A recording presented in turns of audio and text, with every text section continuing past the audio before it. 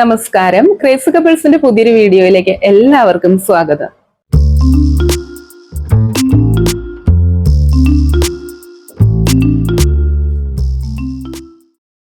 എല്ലാവരും സുഖമായിട്ട് സന്തോഷമായിട്ട് ഇരിക്കുന്നു എന്ന് വിചാരിക്കുന്നു കേട്ടോ. അപ്പൊ ഇന്നത്തെ ഈ ഒരു വീഡിയോ എന്ന് പറയുന്നത് നമ്മൾ ലോ ഓഫ് അട്രാക്ഷന്റെ കാര്യങ്ങളിൽ എന്ത് തന്നെ പ്രാക്ടീസ് ചെയ്യുമ്പോഴും പോസിറ്റീവ് ആയിട്ട് ഇരിക്കുക എന്നുള്ളൊരു കാര്യം അടിക്കടി പറയാറുണ്ട്.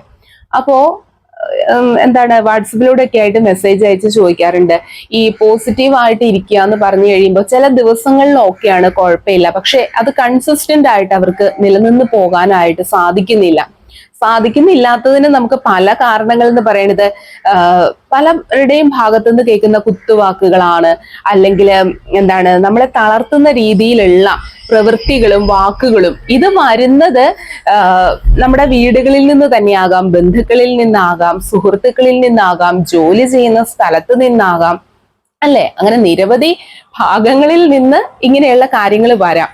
പക്ഷെ എനിക്ക് സ്ട്രൈക്കിംഗ് ആയിട്ട് തോന്നിയൊരു കാര്യം എന്താണെന്ന് വെച്ചാൽ, വീട്ടുകാരിൽ നിന്ന് തന്നെ, അതായത് ഏറ്റവും അടുത്ത ബന്ധുക്കളെന്ന് തന്നെ പറയാം, ഏറ്റവും അടുത്ത വീട്ടുകാരിൽ നിന്ന് തന്നെ ചെറുപ്പം തുടങ്ങിയിട്ട് ഇങ്ങനെ ഒരു മെന്റലി അവരെ ഹരാസ് ചെയ്യുന്ന ഈ ഒരു ഫാമിലിയെ മാത്രം മെന്റലി ഹരാസ് ചെയ്തുകൊണ്ടേയിരിക്കുകയാണ്. എപ്പോഴും ഇവിടെയാണ് അവരുടെ നോട്ടം, ഇവരുടെ വളർച്ചയിൽ അസൂയാലുക്കളാകുന്ന തരത്തില്. അങ്ങനെയൊക്കെ വന്നു കഴിയുമ്പോഴത്തേക്ക് ഒരു കാര്യങ്ങൾ ഇവർക്ക് നേടിയെടുക്കാൻ സാധിക്കുന്നില്ല. കാരണം ഓൾറെഡി ഉള്ളിൽ തന്നെ സബ് കോൺഷ്യസ് മൈൻഡിലേക്ക് ആ ഒരു വിശ്വാസം അവർക്ക് പതിഞ്ഞു കഴിഞ്ഞു. ഓക്കെ, എന്നെ കൊണ്ടൊന്നും നേടിയെടുക്കാൻ പറ്റുന്നില്ല, ഇത് തന്നെയാണ് എല്ലാവരും പറയുന്നത് അങ്ങനെയാണ് എന്നുള്ള രീതിയിലേക്ക് അത് വന്നു കഴിയുമ്പോൾ എങ്ങനെയാണ് മാം ലോ ഓഫ് അട്രാക്ഷൻ അവിടെ വർക്ക് ആവുക?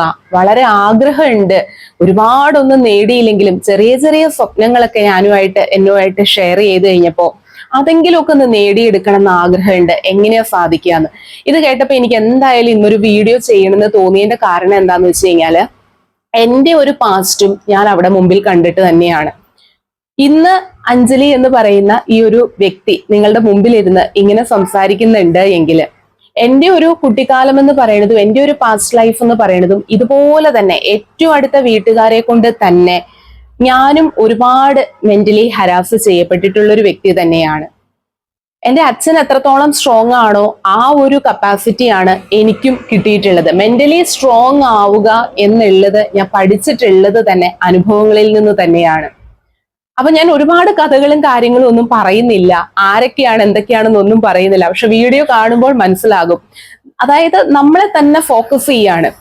ഒന്നുകിൽ നമ്മൾ പഠിക്കുന്ന കാലത്താണെങ്കിൽ 10th റിസൾട്ട് വന്നു കഴിയുമ്പോൾ തന്നെ അവരുടെ ഏറ്റവും അടുത്തൊരു കുട്ടിയുണ്ട്, ആ കുട്ടിയെക്കാളും മാർക്ക് എനിക്ക് കൂടാൻ പാടില്ല എന്ന് ആഗ്രഹിച്ചിരുന്ന ഒരു കൂട്ടം ആളുകൾ ഉണ്ടായിരുന്നു. അത് ഞാൻ മാർക്ക് പറഞ്ഞു കഴിഞ്ഞപ്പോൾ അത് വിശ്വാസമാകാതെ എന്റെ തന്നെ കൂട്ടുകാരികളോട് ചോദിച്ചത് കൺഫേം ചെയ്ത ആളുകളുണ്ട്, അത് തന്നെയാണോ മാർക്ക് എന്നുള്ളത്. അവിടെ തുടങ്ങി ഓരോന്നും പ്രീ ഡിഗ്രി കഴിഞ്ഞ് കഴിഞ്ഞപ്പോഴത്തേക്കും മതി, പഠിത്തം നിർത്ത്, കല്യാണം കഴിച്ചു വിട് എന്നുള്ളതായി.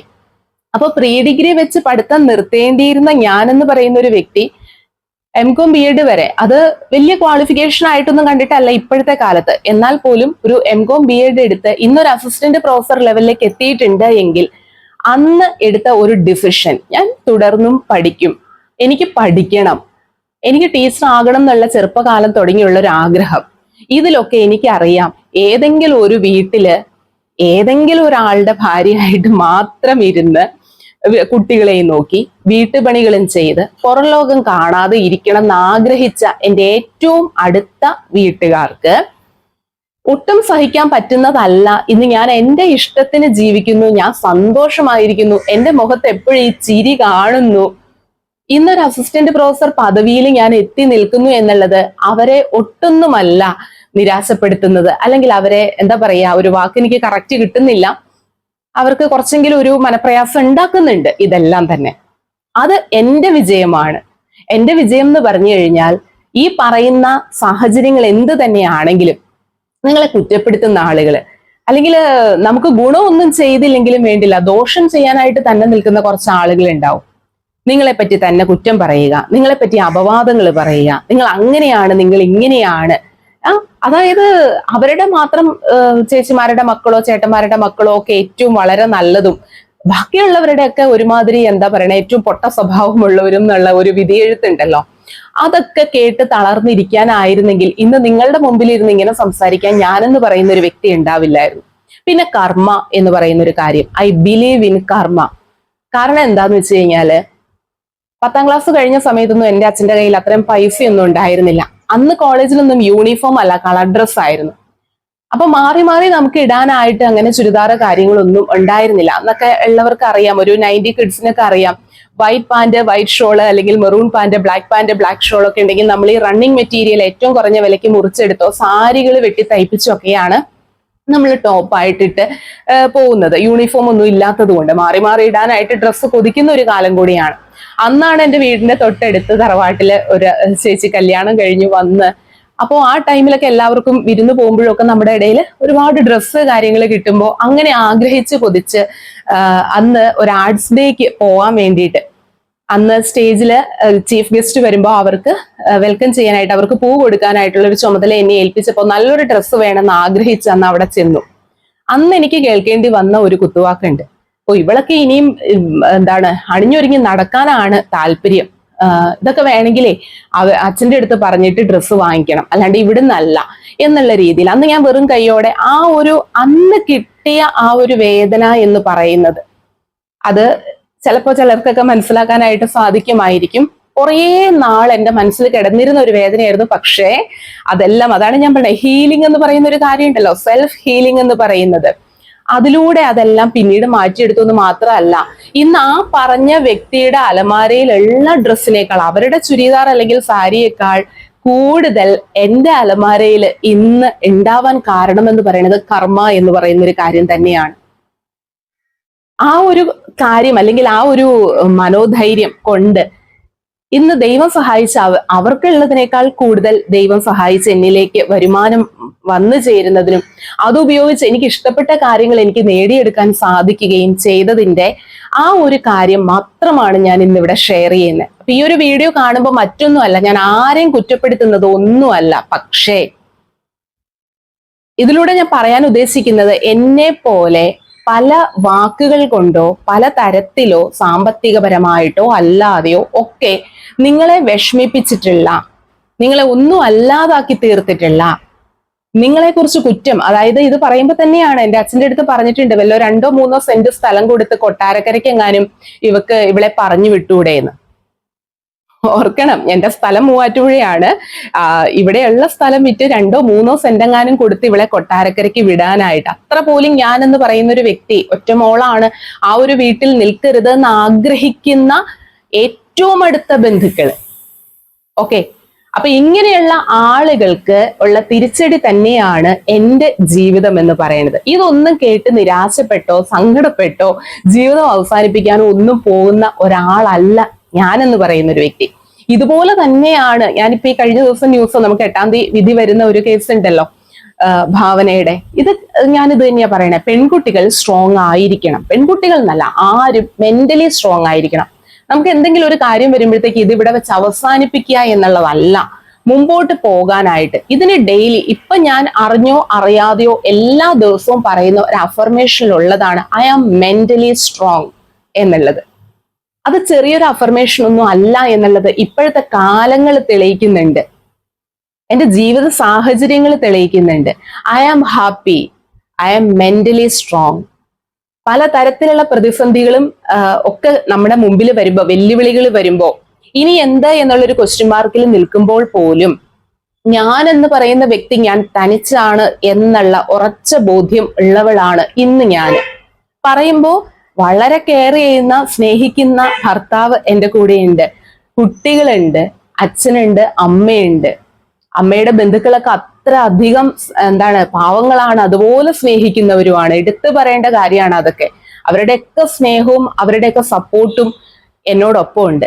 പിന്നെ ഇത്രയും അധികം ആളുകൾ എന്തിനാ ഞാൻ പറയട്ടെ, ഈ 4-5 ഫാമിലി ഞാനെന്ന് പറയുന്ന ഒരു വ്യക്തിയെ റിജക്റ്റ് ചെയ്യുമ്പോൾ 5000-ത്തിലധികം ഫാമിലി ഇന്ന് എന്നെ സ്നേഹിക്കുന്നുണ്ട്, ഇന്ന് എന്നോടൊപ്പം ഉണ്ട് എന്നുള്ളത് എനിക്ക് അഭിമാനത്തോടു കൂടി എനിക്ക് പറയാൻ പറ്റുന്നുണ്ട് എങ്കിൽ അത് ഈ ഒരൊറ്റ അഫർമേഷന്റെ പവർ തന്നെയാണ്.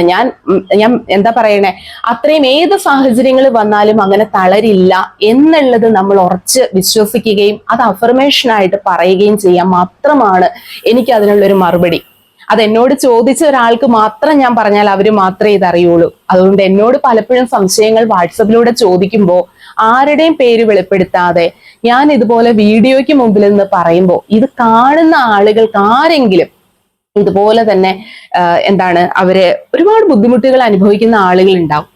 പക്ഷെ ഇനി എങ്ങനെ മുമ്പോട്ട് പോകണം, എങ്ങനെ ഇതിനെയൊക്കെ അതിജീവിക്കണം എന്ന് ചോദിച്ചു കഴിഞ്ഞാൽ നിങ്ങൾക്കുള്ള വഴികൾ നിങ്ങളുടെ മുമ്പിൽ തന്നെ തെളിഞ്ഞു വരും. ശരി എന്ന് തോന്നുന്നത് എന്താണോ അത് നിങ്ങൾക്ക് ചെയ്യുക. ജീവിതം ഒന്നേ ഉള്ളൂ. അത് ആർക്ക് വേണ്ടിയിട്ട് നമ്മൾ മാറ്റിവെച്ച് നമ്മൾ എന്തിനാണ് അങ്ങനെ സാക്രിഫൈസ് ചെയ്യുന്നത്? അതുകൊണ്ട് എന്ത് നേട്ടമാണ് ഈ സാക്രിഫൈസ് ചെയ്ത ആളുകൾക്കൊക്കെ എന്ത് നേട്ടമാണ് അവർ നേടിയിട്ടുള്ളത് എന്ന് കരുതി സ്വന്തം കാര്യം നേടാൻ വേണ്ടി ഏതറ്റം വരെയും പോകാന്നുള്ളതൊന്നും അല്ല ഞാൻ ഉദ്ദേശിക്കുന്നത്. പക്ഷെ നമ്മുടെ കൊച്ചു കൊച്ചു സന്തോഷങ്ങൾക്കും സെൽഫ് ലവ്, സ്വയം സ്നേഹിക്കുക, നമ്മളെ ഒരു വിലയുള്ള ഒരാളായിട്ട് നമ്മൾ തന്നെ കാണുക. ആ വില ഒരിക്കലും കളയാതിരിക്കുക. മറ്റുള്ളവരുടെ കുറ്റപ്പെടുത്തലുകളും മറ്റുള്ളവരുടെ വാക്കുകളും മറ്റുള്ളവരുടെ പഴിചാരലുകളും കേട്ട് ഞാൻ അങ്ങനെയാണെന്ന് സ്വയം വിശ്വസിക്കാതിരിക്കുക. ഇതൊക്കെയാണ് എനിക്ക് നിങ്ങളുടെ അടുത്തായിട്ട് പറയാനുള്ളത്. അതുകൊണ്ട് എല്ലാ ദിവസവും പ്രത്യേകിച്ച് പ്രാക്ടീസ് ഒന്നും ചെയ്തില്ലെങ്കിലും ഡെയിലി ചെയ്തു പോരുന്ന കാര്യങ്ങളാണ് ഗ്രാറ്റിറ്റ്യൂഡ്, അഫർമേഷൻ, അതുപോലെ തന്നെ മെഡിറ്റേഷൻ ചെയ്യുക എന്നുള്ളത്. മെഡിറ്റേഷനും സൂര്യ നമസ്കാരവും ഒക്കെ ഡെയിലി ചെയ്യാറുണ്ട്. പ്രാണായാമ, മെഡിറ്റേഷൻ, സൂര്യ നമസ്കാരം, അതുപോലെ ഗ്രാറ്റിറ്റ്യൂഡ്, അഫർമേഷൻ. ഇത്രയാണ് ഞാൻ എല്ലാ ദിവസവും മുടങ്ങാതെ ചെയ്യുന്ന കാര്യങ്ങൾ എന്ന് പറയുന്നത്. അല്ലാതെ വേറെ പ്രത്യേകിച്ച് ഇപ്പൊ 369 ടെക്നിക്ക്, 555 അതൊക്കെ എന്തെങ്കിലും ഒരു കാര്യത്തിന് വേണ്ടി മാത്രമായിട്ട് ഇടയ്ക്ക് ചെയ്യുമെന്നല്ലാതെ ഡെയിലി ലൈഫിൽ ഇതൊന്നും ഞാൻ ചെയ്യാറില്ല. പിന്നെ ചെയ്യുന്ന ഒരു കാര്യം എന്ന് വെച്ച് കഴിഞ്ഞാല് നമ്മളെ കൊണ്ട് ഒരാൾക്ക് ഗുണമൊന്നും കിട്ടിയില്ലെങ്കിലും ദോഷം ഉണ്ടാവാതിരിക്കുക എന്നുള്ളൊരു കാര്യം, അത്ര മാത്രമേ ഉള്ളൂ. അപ്പൊ ഇന്നത്തെ വീഡിയോ ആർക്കെങ്കിലും പ്രയോജനം ചെയ്യുമെങ്കിൽ അങ്ങനെ ആയിക്കോട്ടെ. അങ്ങനെയുള്ള ആളുകൾ ഉണ്ടെങ്കിൽ നിങ്ങൾ ഉറച്ചു വിശ്വസിച്ചോളൂ. കർമ്മ എന്ന് പറയുന്ന ഒരു കാര്യമുണ്ട്, പ്രപഞ്ച ശക്തിയുണ്ട്, അതാണ് നമ്മൾ വിശ്വസിക്കുന്ന ദൈവം എന്ന് പറയുന്നതുണ്ട്.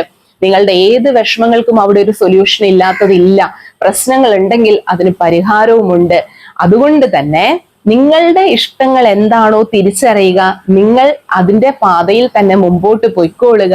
തീർച്ചയായിട്ടും വിജയം നിങ്ങളുടെ കയ്യിൽ തന്നെ ഉണ്ടാവും. നിങ്ങൾ വിജയത്തിലേക്ക് എത്തുക തന്നെ ചെയ്യും.